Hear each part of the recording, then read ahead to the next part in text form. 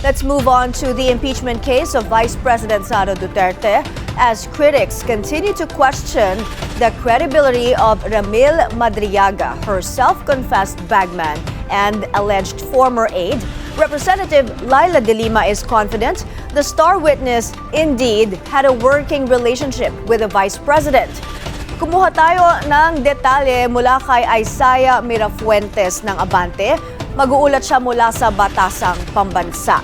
Isaiah, ano ang update dito kay Madriaga?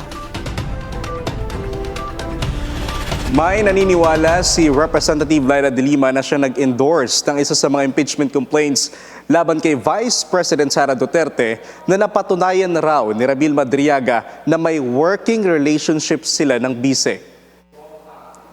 Sa panayam natin kanina kay mamamayang Liberal Party List Representative Laila De Lima, iginit niya na hindi siya gumaganti sa mga Duterte. Ito matapos niya i-endorso ang isa sa mga impeachment complaints laban sa bise. Gayong ipinakulong siya ng ama ni VP na si dating Pangulong Rodrigo Duterte. Wala po sa akin yan, yung paggaganti. I'm always, I always uphold my record show since I entered public service.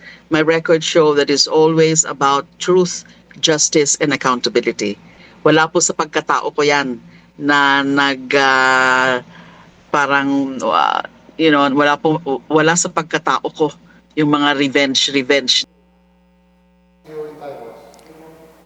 Maliban dito, tumibay ang kanilang paniniwala na may working relationship si Madriaga kay VP Sara.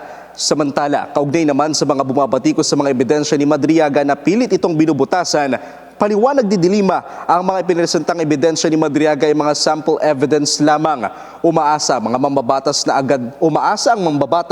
na agad nang mapagbobotohan sa Kamara ang mga reklamo laban sa bise.